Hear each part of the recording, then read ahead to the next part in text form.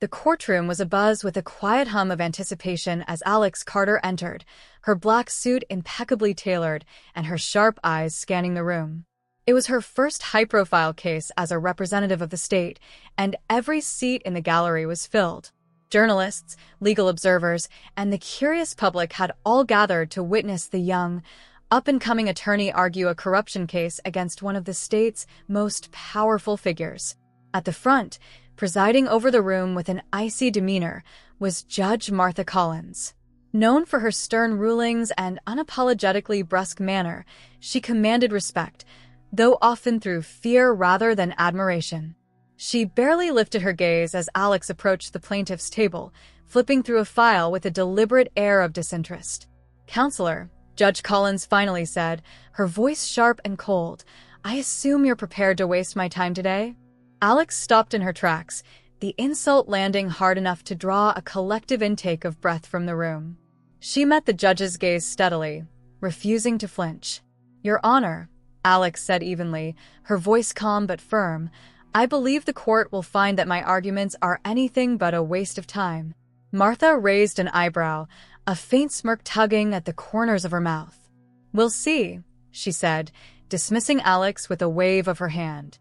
As the proceedings began, Alex laid out her opening statement with precision, detailing the extensive corruption she intended to prove. Her words were clear, her logic airtight, but barely 5 minutes into her argument, Judge Collins interrupted. "Miss Carter," Martha said, her tone dripping with condescension, "do you plan to drone on like this all day? Perhaps you should focus on saying something of substance." Alex hesitated for the briefest moment, feeling the sting of humiliation rise like a heat wave. She inhaled deeply and pressed forward, ignoring the chuckles she heard from the defense table. As Alex attempted to present her first piece of evidence, Martha struck again. "I hope this isn't another one of your endless slideshows, Counselor," the judge said with a sigh, leaning back in her chair. "I don't have the patience to sit through amateur theatrics." The gallery murmured, and Alex felt a flush creep up her neck. She clenched her jaw, but maintained her composure. "Your Honor," Alex said, her voice steady, "this evidence is critical to establishing a pattern of fraudulent behavior by the defendant." "Critical, is it?" Martha replied, leaning forward with a predatory smile. "We'll see about that." She motioned for Alex to proceed, but not without an exaggerated roll of her eyes. The defense attorney, a seasoned lawyer named Leonard Baines, smirked openly at Alex as she continued. His confidence was bolstered by Martha's obvious disdain for the young prosecutor. Every time Alex attempted to gain ground, Martha found a way to undermine her. When Alex called her first witness, a key whistleblower, Judge Collins interrupted the testimony repeatedly. "Objection, Your Honor," Leonard said as the witness began recounting critical details. "Sustained," Martha said before Alex could even respond. Alex turned to the judge, frustration flickering in her usually calm expression. "Your Honor, the witness's testimony directly pertains to the allegations." "Miss Carter," Martha interrupted, her tone icy, "if you cannot grasp basic courtroom procedure, I suggest you take a refresher course before appearing in my court again." A ripple of laughter spread through the defense team, and Alex felt the sting of humiliation anew. Still, she nodded curtly and refocused her attention on the case. During the lunch recess, Alex sat alone at her table, flipping through her notes. The whispers around her were impossible to ignore. "Poor girl doesn't stand a chance," one observer muttered. "Judge Collins is going to eat her alive," said another. But Alex didn't allow herself to wallow. She knew this was a test, not just of her skills as a lawyer, but of her resilience. She had spent her entire life proving people wrong, and today would be no different. When court resumed, Alex presented a damning financial report that directly implicated the defendant. But once again, Martha was ready to pounce. "Miss Carter," she said, her voice cutting through the room, "do you really expect this court to take such poorly presented evidence seriously? Perhaps you should consult with someone more experienced before submitting amateurish documents like these." The gallery tittered, and Alex felt her stomach churn. She stepped closer to the podium, gripping its edges to steady herself. "Your Honor," Alex said, her voice unwavering despite the storm raging inside her. The evidence has been reviewed and authenticated by forensic experts. It meets all the legal standards for admissibility. Standards, perhaps, Martha said with a mocking smile, but not expectations. Leonard Baines rose to deliver his cross-examination of Alex's witness, and the atmosphere shifted. Martha allowed him free rein, barely interrupting as he attempted to dismantle Alex's carefully constructed arguments. By the end of the day, Alex's patience was worn thin, but her determination remained intact. As the court adjourned, she packed her materials methodically, ignoring the smug looks from the defense team and the dismissive glance Martha threw her way. "Rough day, huh?" a voice said behind her. Alex turned to see one of the court clerks, a middle-aged woman with kind eyes. "Don't let her get to you," the clerk said quietly. "She does this to everyone she thinks she can push around." Alex nodded, managing a small smile. "Thanks," she said, though her voice betrayed the weight of the day's events. As Alex walked out of the courthouse into the crisp evening air, she reminded herself why she was here. This case wasn't about her ego or proving anything to Judge Collins. It was about justice, about holding powerful people accountable. And though the day had been brutal, Alex knew the fight was far from over. She tightened her grip on her briefcase and squared her shoulders. Tomorrow, she would return to the courtroom, ready to face whatever Judge Collins threw at her. Because Alex Carter wasn't just another attorney. She was a fighter. And she wasn't backing down. The second day in court began with the same undercurrent of tension that had marked the first. Alex Carter entered the courtroom with her head held high, her shoulders squared, and her mind focused on the task at hand. She ignored the sidelong glances and whispered remarks as she made her way to her table. Judge Martha Collins was already seated at the bench, her expression stony. As Alex organized her notes, she could feel the weight of the judge's gaze, heavy with disdain. "Let's hope we can have a more efficient day, Ms. Carter," Martha said dryly, her voice cutting through the murmurs in the room. "I trust you've had time to reflect on yesterday's shortcomings." Alex forced a neutral expression. "I'm ready to proceed, Your Honor." "That would be a first," Martha muttered under her breath, loud enough for the gallery to hear. Laughter rippled through the room, and Alex's cheeks burned. Ignoring the jab, Alex rose to call her next witness, a forensic accountant who had traced suspicious financial transactions to the defendant's offshore accounts. The man was poised and professional, his testimony clear and concise. But as he explained the paper trail, Martha interrupted. "Ms. Carter," the judge said, waving a hand dismissively, "is this really the best you could come up with? A glorified bookkeeper with a PowerPoint presentation?" The accountant glanced at Alex, his confidence faltering. Alex stepped forward, determined to defend her case. "Your Honor, the witness is a certified forensic accountant with decades of experience." "And yet," Martha cut her off, "his testimony is putting the court to sleep." "Get to the point, Ms. Carter, or move on." The defense attorney smirked, leaning back in his chair as Alex swallowed her frustration. She redirected the witness, guiding him to the most critical details, but the damage was done. The gallery buzzed with murmurs, and the once confident accountant now stumbled over his words. When the defense cross-examined, Leonard Baines capitalized on the judge's dismissive tone. "Mr. Langston," Baines said smoothly, "you mentioned tracing funds to my client's accounts. Could you tell us exactly how long it took you to reach this conclusion?" Langston hesitated. "Several months," he admitted. "Months," Baines said, feigning incredulity. He turned to the judge. "Your Honor, I imagine even an amateur could have drawn such vague conclusions in less time." Martha nodded as if agreeing with the sentiment. "That does seem excessive." Alex stood abruptly. "Objection, Your Honor. The defense is attempting to undermine the credibility of the witness without addressing the evidence presented." Martha raised a hand to silence her. "Overruled, Ms. Carter. If your witnesses can't handle a little scrutiny, that's hardly the defense's fault." The courtroom erupted in laughter, and Alex clenched her fists under the table. The morning dragged on with Martha finding every opportunity to belittle Alex. When Alex attempted to introduce additional financial evidence, the judge dismissed it as redundant. When she questioned her next witness, Martha interrupted so frequently that Alex struggled to maintain her line of inquiry. By lunch, Alex felt like she had been hit by a truck. She sat at her table, her appetite non-existent as she stared at her notes. "You okay?" a familiar voice said. Alex looked up to see the court clerk from the previous day. "I've been better," Alex admitted. The clerk gave her a sympathetic smile. "She's tough on everyone, but with you?" She trailed off, her meaning clear. "I don't know why she's singling you out." Alex sighed. "I think I do." But she didn't elaborate. She couldn't let herself dwell on the judge's biases, whether they stemmed from Alex's age, gender, or the fact that she was representing the state in a case that threatened powerful interests.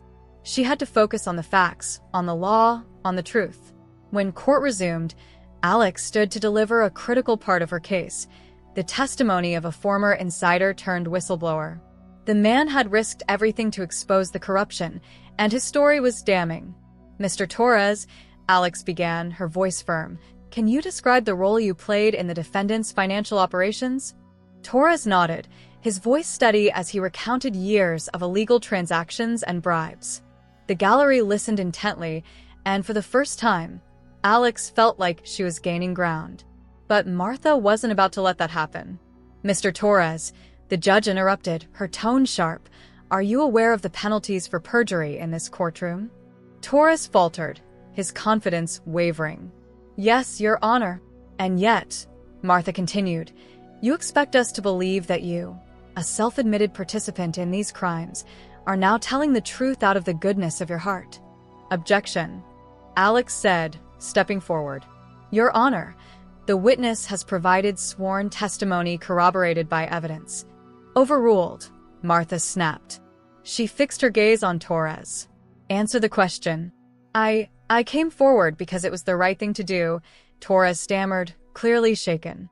Martha's expression was skeptical. "Convenient," she said dryly. "Perhaps you're hoping for leniency in your own legal troubles?" Alex's frustration boiled over. "Your Honor, with all due respect, this line of questioning is prejudicial and irrelevant. The evidence speaks for itself." Martha turned her icy glare on Alex. "Miss Carter, I suggest you remember your place in this courtroom. Another outburst like that, and I'll hold you in contempt." The threat hung in the air, and Alex forced herself to step back, her heart pounding. Torres's testimony continued, but the damage had been done. By the end of the day, Alex felt like she was fighting a war on two fronts, against the defense and against the judge herself. As the courtroom emptied, she stayed behind, packing her materials in silence. "Miss Carter," a voice said. Alex turned to see Leonard Baines, his smug smile firmly in place. "Rough day?" he asked, his tone mocking. Alex stared at him, her expression unreadable. "Every day's a battle, Mr. Baines. I've learned how to fight them." Baines chuckled. "We'll see about that. I think Judge Collins has already decided who the real fighter is." Alex didn't reply, watching as he walked away. She sat down for a moment, the weight of the day pressing down on her. But then she reminded herself of why she was here. The case wasn't about her personal battles with Martha or the defense's antics. It was about uncovering the truth, about standing up for justice, no matter the cost. And no matter how much humiliation she endured, Alex Carter wasn't going to back down. The courtroom was unusually still as Alex Carter stood at the plaintiff's table, ready to present her final piece of evidence. The atmosphere was heavy with tension, the kind that comes from battles fought not just over facts but over pride, prejudice, and power. Today would be the turning point. Alex could feel it. Judge Martha Collins watched from the bench, her expression unreadable, but her reputation for hostility intact. Alex knew Martha had underestimated her from the start, had dismissed her as inexperienced, perhaps even unworthy of her position. But today, Alex intended to show everyone exactly who she was. "Miss Carter," Martha said, her tone as sharp as ever. "I trust this isn't another one of your redundant presentations." Alex didn't flinch. She looked directly at the judge, her voice calm and measured. "No, Your Honor. What I have to present today will answer any lingering doubts about this case." Martha raised an eyebrow. clearly skeptical, but waved for Alex to proceed. Alex turned toward the jury and began. Your Honor, ladies and gentlemen of the jury, today I will show indisputable evidence of the defendant's extensive corruption network. This evidence not only corroborates the testimony of our whistleblowers, but also reveals the full scope of his crimes. She clicked a button on her laptop, and a series of documents appeared on the courtroom screen. Bank transfers, emails, contracts, all painstakingly traced back to the defendant. As Alex explained each piece of evidence, the courtroom began to shift. Whispers died down, and even the defense team leaned forward in their seats. For the first time, the gallery was captivated by her presentation. But Judge Collins wasn't ready to let Alex take control of the narrative. Miss Carter, Martha interrupted, her voice slicing through the room like a blade. This all seems very elaborate. Are we to believe that a first-time attorney has single-handedly uncovered what countless investigators couldn't? The question hung in the air, loaded with doubt and disdain. Alex turned to face Martha, her expression calm but resolute. Your Honor, this case is the result of the hard work of many skilled professionals. I simply have the privilege of presenting their findings to this court. Martha smirked. Privilege indeed, she said, her tone dripping with condescension. Leonard Baines stood to object, but Alex cut him off, her voice firm. The evidence speaks for itself, Your Honor. With the court's permission, I'd like to call my next witness. Martha hesitated, clearly weighing whether to allow Alex to proceed. Finally, she gestured for Alex to continue. The courtroom doors opened, and a man entered, an investigator who had worked on the case for years. He was respected, experienced, and his testimony carried undeniable weight. Mr. Caldwell, Alex said, can you confirm that the documents presented here were obtained through official channels and verified by your team? Yes, Caldwell replied, his voice steady. Every piece of evidence was meticulously reviewed and authenticated. Baines rose again, this time with a smirk. Your Honor, I'd like to remind the court that this so-called evidence has yet to be proven relevant to the charges at hand. Objection, Your Honor, Alex said quickly. The defense is attempting to dismiss evidence without addressing its content. Martha raised a hand to silence both attorneys. Enough, she said, her voice cold. She turned to Alex. Proceed carefully, Miss Carter. You're treading on thin ice. Alex's jaw tightened, but she nodded. She directed Caldwell to elaborate on the documents, guiding him through a detailed explanation of how the defendant had funneled money through shell companies and laundered it into offshore accounts. The jury watched intently, their eyes flicking between Alex and the screen. Even Baines looked uneasy, his usual smirk replaced with a furrowed brow. But Martha wasn't done. Miss Carter, she said, cutting in once again, are we to take the word of a single investigator as gospel? Or do you have something more concrete to present? Alex met the judge's gaze, unflinching.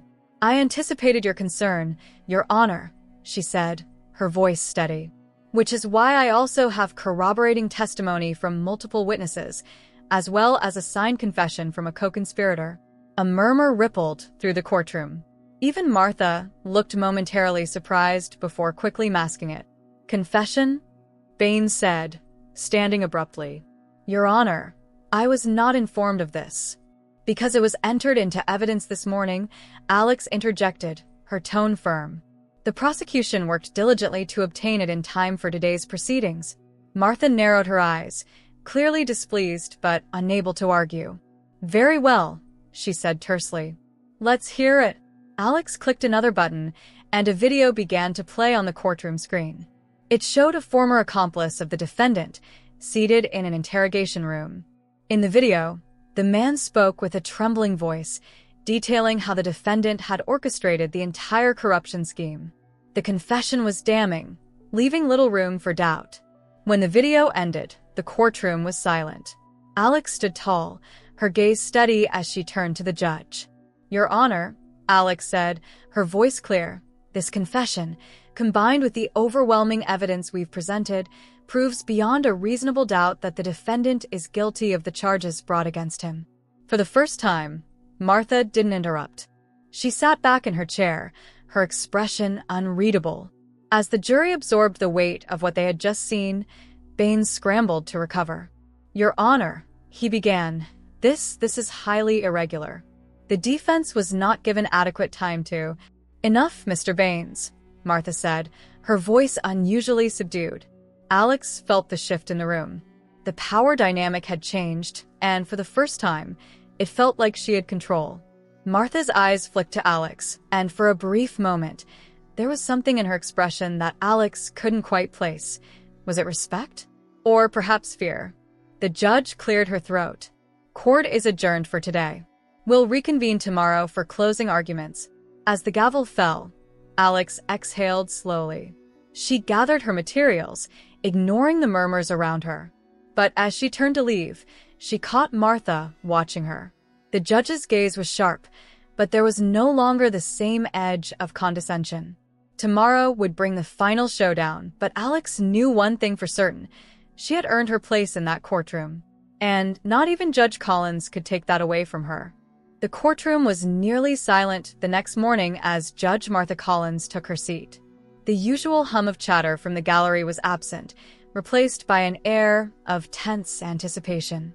Today would decide everything: the verdict, the reputations of those involved, and, in many ways, the integrity of the judicial system itself.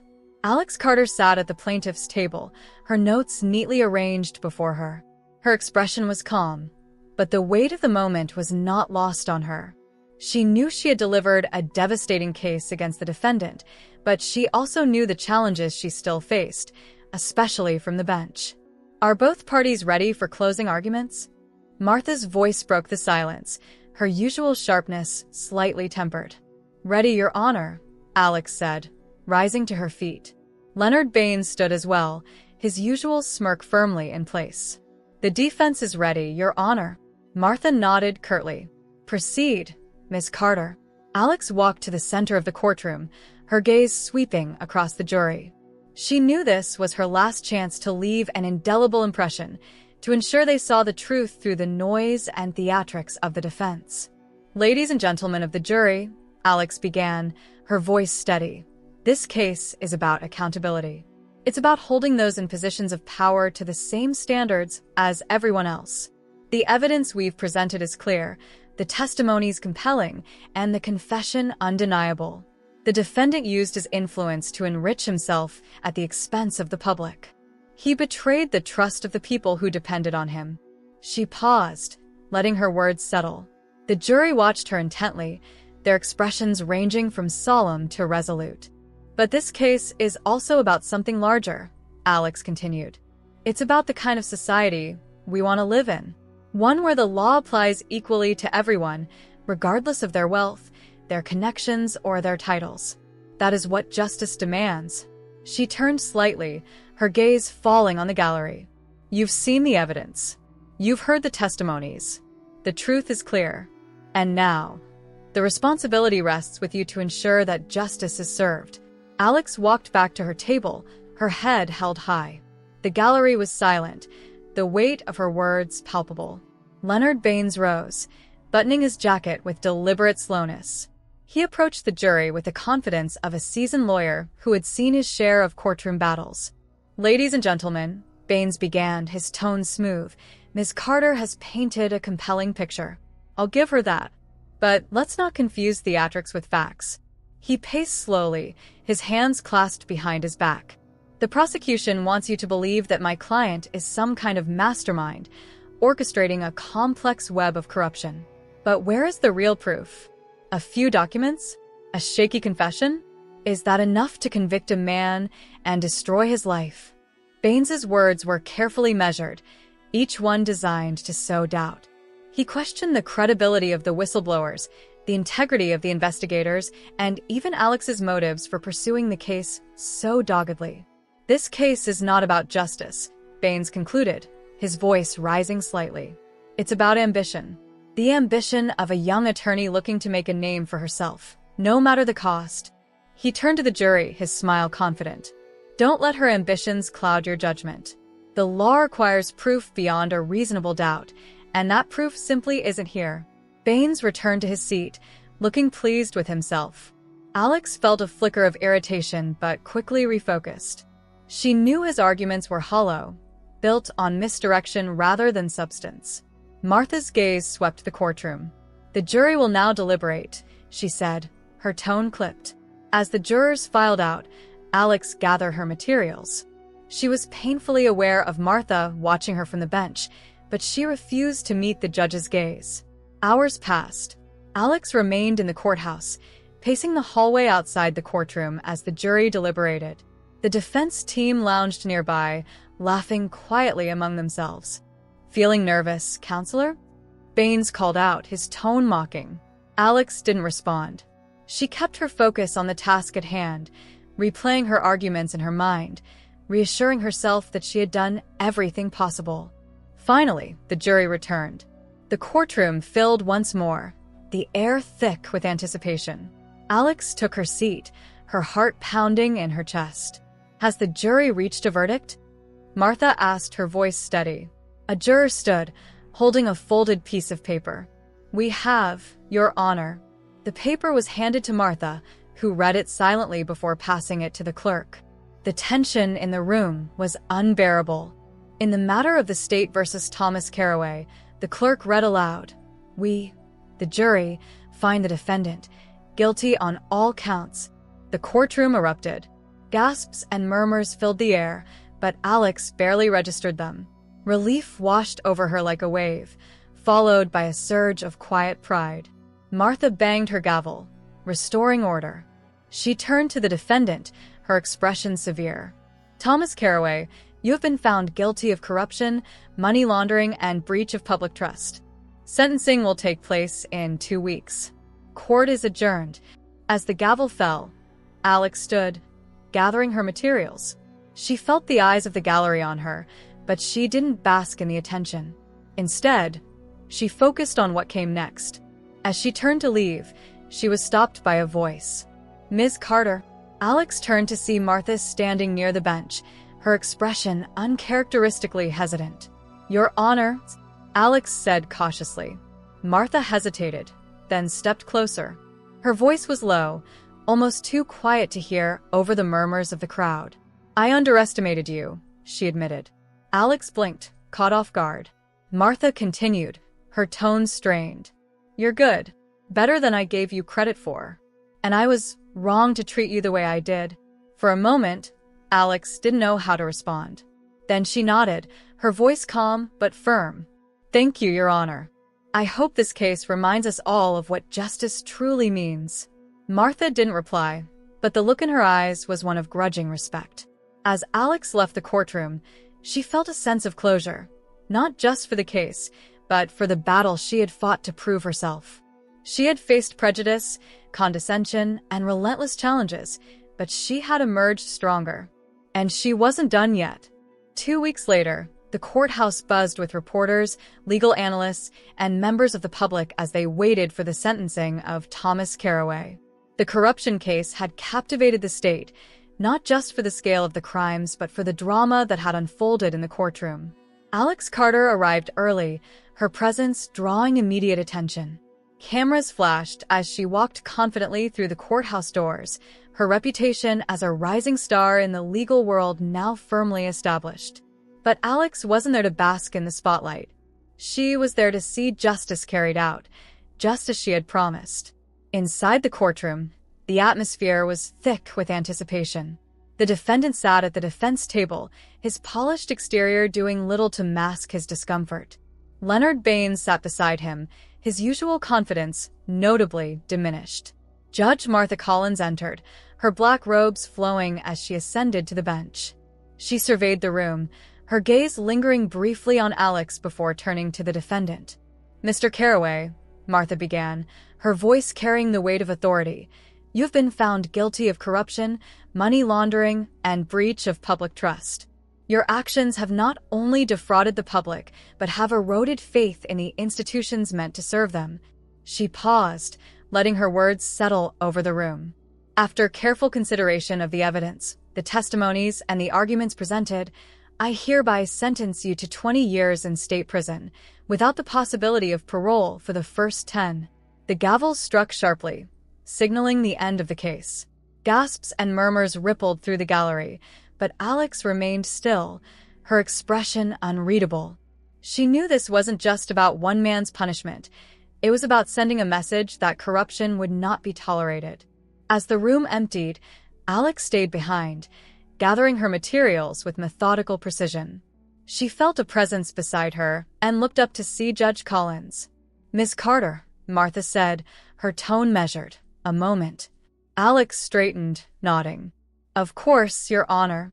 Martha gestured toward a quieter corner of the courtroom, away from prying ears. Once there, she folded her hands, her expression unusually reflective. "I've been on the bench for nearly 2 decades," Martha began, her voice softer than Alex had ever heard it.